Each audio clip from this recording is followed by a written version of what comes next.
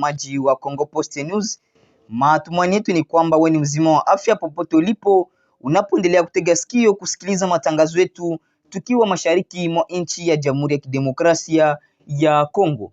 Hii ni Congo Post News, tukiendelea kuwapeperushia habari sahihi tena za kuaminika toka mashariki mwa nchi ya Jamhuri ya Kidemokrasia ya Kongo. Ndugu mpendwa msikilizaji na mtazamaji, kama ni mara ya kwanza kufuatilia habari kupitia Congo Post News, hakikisha unajiabone, unakomanta ukitoa maoni yako za mapendekezo yako, vile unapartage kwa walio wengi ili habari iendelee kuwafikia zetu za kila siku.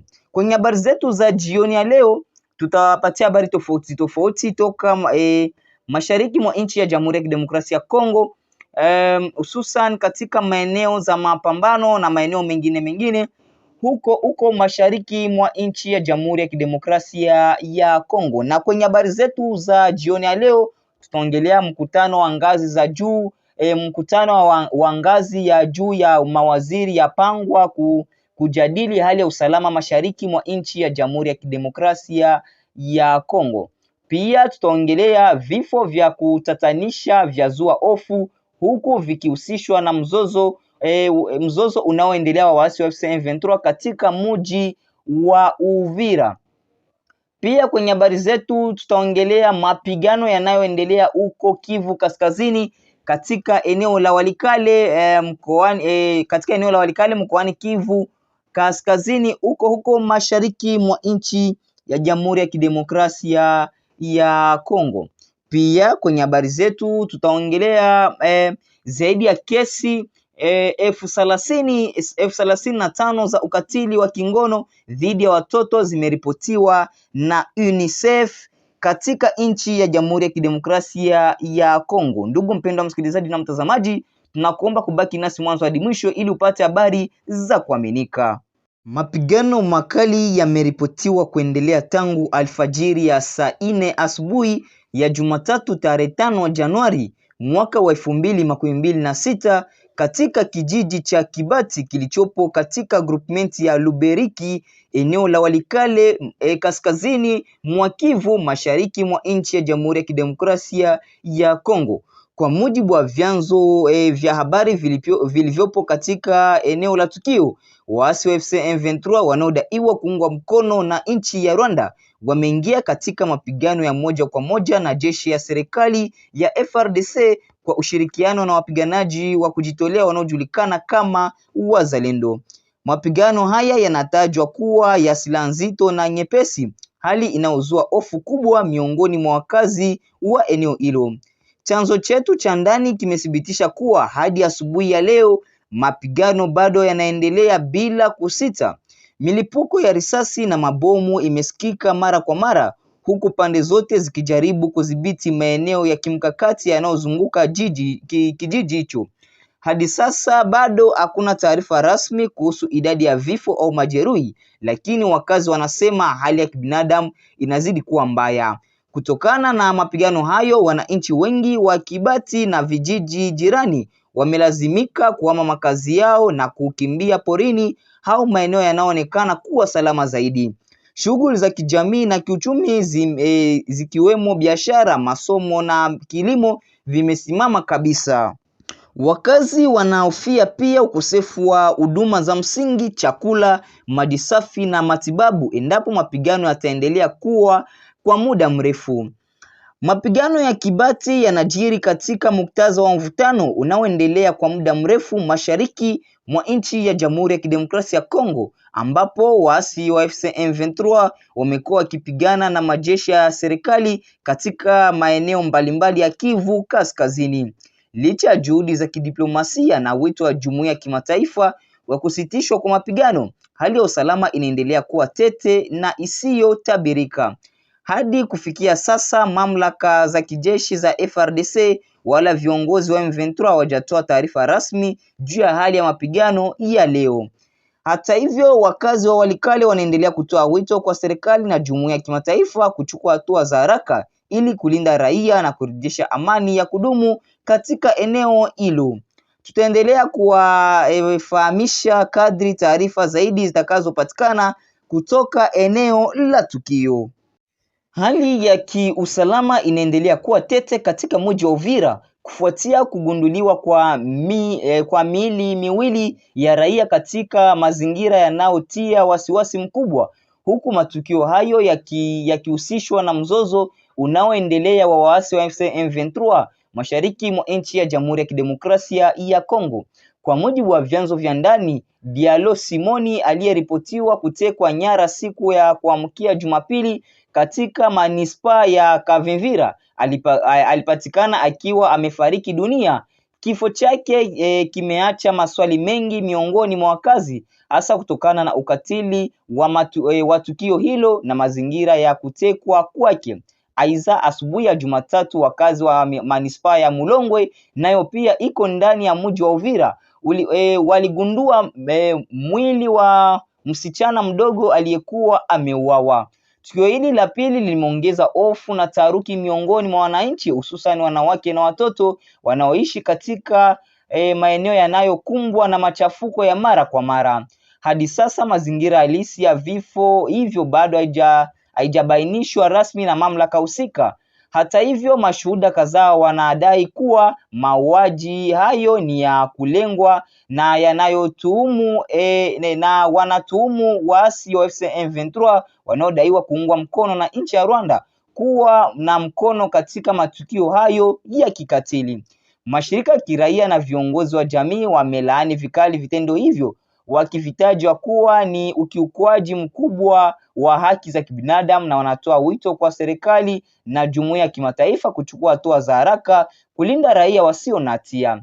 Wakati huo huo, wakazi wa Uvira wanaendelea kuishi kwa hofu, huku wakihimiza uchunguzi wa kina ufanyike ili ukweli ubainike na wahusika wachukuliwe hatua kali za kisheria. Mzozo wa M23 unaendelea mashariki mwa nchi, unaendelea kugharimu maisha ya raia na kuzidisha hali ya ukosefu wa usalama katika eneo hilo. Mkutano ya ngazi za juu ya mawaziri wapangwa kujadili hali ya usalama mashariki mwa nchi ya Jamhuri ya Kidemokrasia ya Kongo. Waziri wa ulinzi wa Zambia ametangaza Jumamosi tarehe 3 Januari mwaka wa 2026 kufanyika kwa mkutano wa ngazi za juu ya mawaziri unaolenga kujadili hali ya usalama inayozidi kuzorota mashariki mwa nchi ya Jamhuri ya Kidemokrasia ya Kongo, hususan katika muktadha wa mzozo unaohusiana waasi wa M23. Kwa mujibu wa taarifa rasmi ya serikali ya Zambia, mkutano huo utafanyika kwa muda wa siku 3 kuanzia tarehe 8 hadi tarehe 10 Januari mwaka wa 2026 katika mji wa Livingstone. Mkutano huu umeandaliwa kwa ombi la mkutano wa kimataifa na ukanda wa maziwa makuu, chombo cha kikanda kinachojihusisha na masuala ya amani, usalama na utulivu katika eneo hilo. Lengo kuu la mkutano huo ni kutathmini hali ya usalama mashariki mwa DRC, kubadilisha taarifa kati ya nchi wanachama na kutafuta suluhu ya pamoja zitakazosaidia kurejesha amani, kulinda raia na kuzuia kuenea kwa machafuko katika ukanda wa maziwa makuu. Mkutano huu unakuja wakati ambapo mapigano kati ya waasi wa M23 na vikosi vya serikali yameendelea kusababisha vifo, wakimbizi na hali ya wasiwasi kubwa kwa wananchi na maeneo yanayoathirika zaidi. Jumuiya ya kimataifa na taasisi za kikanda zimekuwa zikitoa wito kwa kuimarishwa kwa diplomasia na ushirikiano wa kikanda ili kumaliza mzozo huo kwa njia ya amani. Inatarajiwa kuwa maamizio yatakayofikiwa katika mkutano wa Livingstone yatakuwa na mchango muhimu katika mwelekeo wa juhudi za kikanda na kurejesha usalama na utulivu wa kudumu mashariki mwa nchi ya Jamhuri ya Kidemokrasia ya Kongo. UNICEF yataka hatua za haraka zichukuliwe. Umoja wa Mataifa linalohudumia watoto UNICEF inatoa wito wa dharura kwa serikali, jumuiya ya kimataifa na wadau wa kibinadamu kuchukua hatua za haraka kufuatia kuongezeka kwa kiwango cha ukatili wa kingono dhidi ya watoto nchini Jamhuri ya Kidemokrasia ya Kongo. Kulingana na takwimu za hivi karibuni, zaidi ya kesi 35,000 za ukatili wa kingono dhidi ya watoto zimeripotiwa nchini humo katika mwaka wa 2025 pekee. Kwa mujibu wa UNICEF, idadi hii ya kutisha inaonyesha ukubwa wa janga linalokumba watoto, hasa katika maeneo yanayoendelea kukumbwa na migogoro ya silaha, hususan mashariki mwa nchi ya Jamhuri ya Kidemokrasia ya Kongo. Watoto wengi wakiwemo wasichana na wavulana wamekuwa wahanga wa unyanyasaji, ubakaji na aina nyingine za ukatili wa kijinsia, mara nyingi wakikosa ulinzi wa kutosha na huduma muhimu za msaada wa kisaikolojia na kiafya. UNICEF imeeleza kuwa ukosefu wa usalama, uhamishaji wa watu kutoka makazi yao, umaskini uliokithiri na kuzofika kwa mifumo ya ulinzi wa watoto vimechangia kwa kiasi kikubwa kuongezeka kwa matukio kama hayo. Aidha, waathiriwa wengi wameripoti kesi zao kwa hofu, aibu au kukosa upatikanaji wa huduma za haki, hali inayodhaniwa kufanya idadi halisi waathiriwa kuwa kubwa zaidi kuliko takwimu rasmi. Katika wito wake, UNICEF imehimiza serikali ya Kongo kuimarisha hatua za kisheria dhidi ya wahusika wa ukatili wa kingono, kuhakikisha waathiriwa wanapata matibabu, msaada wa kisaikolojia na haki. Vile shirika hilo limezitaka nchi, wafadhili na mashirika ya kimataifa kuongeza rasilimali za kifedha na kiufundi kwa ajili ya kulinda watoto na kuzuia vitendo vya ukatili. Watoto wa Jamhuri ya Kidemokrasia ya Kongo wanahitaji ulinzi wa haraka. Kila siku inayopita bila hatua madhubuti, maisha na mustakabali wa maelfu ya watoto unaendelea kuwa hatarini, imesitiza UNICEF katika taarifa yake. Ripoti hii inakuja wakati ambapo hali ya usalama katika baadhi ya maeneo nchini Jamhuri ya Kidemokrasia ya Kongo bado ni tete, na juhudi za kurejesha amani na kulinda raia, hususan watoto, zinaendelea kuwa changamoto kubwa kwa mamlaka za nchi na washirika wa kimataifa. Habari ya mizozo kati ya jeshi la wazalendo wa Kibembe na lile la Kifuleru zinazoripotiwa muji ya Namisha. Namisha ni muji unaopatikana msekta ya Nganja, teritwari ya Fizi, yaonyesha kama mizozo hiyo ilitokana kwa ajili ya uwekaji wa makamba. Kuna kundi lili la Wafuleru unaoitwa Vishambukeli liweka kamba muji ule wa Namisha.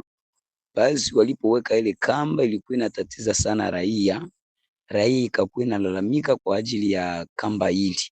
Baadhi ya kundi la kizalendo la SNPCC kupashwa habari lilienda zibitisha na kuona gisi ile kamba ipo. Walipofika mahali kamba hili ilipopatikana, wakaambia kundi lile la FABB la Wafuleru liondoe kamba, lisitie kamba kwa ajili ya kutoza raia, ya kunyanyasa raia. Wakati sio wakati wa kuweka makamba za kunyanyasa raia. Hiyo ni jambo iliyosikitisha sana kundi la kizalendo. Walipowaambia wale wa kundi la FABB habari hiyo, wale watu wakasikia na wakakwazika sana jinsi wenzao walipowaambia. Donc lengo lao lilikuwa kupenda kuendelesha kutia kamba. Walipowaambia hivyo, wale wa kundi la FABB ndio wakakuja wakatia ambush mubarabara na kuanza kupiga kundi la wazalendo masasi, likawezesha kumuua mutare moja na askari mbili wa ile kundi la wazalendo wa SNPCC. Baadhi ya hapo sasa ndio wazalendo wengine wakasikia habari hiyo, ambapo waseme wa kundi hili la FABB limekwisha wahi kuua mutare na wazalendo wawili na mwingine kujauriwa. Wakaenda sasa nao kwenda fanya dega, wakapiga masasi mingi, na wale wazalendo wa FABB na wakaripoti, wakaingia mpaka muji ule unaoitwa Namisha. Kufika mule njoo mbutiaji mingi sana ikaingia, manyumba kubomoka na vitu vingi kupotea ndani ya muji ule wa Namisha. Hiyo ndio habari kabisa inayoripotiwa muji ule wa Namisha. Mpaka hivi hali ya wasiwasi na tanda katika muji ule wa Namisha mu teritwari ya Fizi. Hiyo ndio habari kabisa inayosikika, ndugu mtangazaji, katika muji ule wa Namisha. Ni habari kabisa ambayo iliyosambazwa kwa leo hii tariki 4 mwezi wa kwanza mwaka wa 2026. Ndiyo ndugu mtangazaji, mahali ambapo risasi linapolia raia ni sherti mpaka kukimbia. Raia wamekimbia kabisa mji ule wanamisha kujielekeza mji wa Fizi Center kwa ajili ya hali ya masasi ilipolia na manyumba kubomolewa. Kwa sasa hivi namisha kabisa hali sio salama. Hata Fizi wengi kabisa ndani yao wamekuwa mwali ile ya wasiwasi. Masehemu zimojajimoza za hapo Fizi. Kinachosababisha vile ni hiyo mamilio ya marisasi na manyumba kubomolewa, hiyo njoo hofu ambapo raia kabisa walioyaona na kukimbia kabisa mji ule wanamisha. Ndugu mtangazaji, kutoka Fizi hadi Namisha mpaka Fizi kuna umbali wa kilomita 12 njoo zinazopatikana pale kabisa.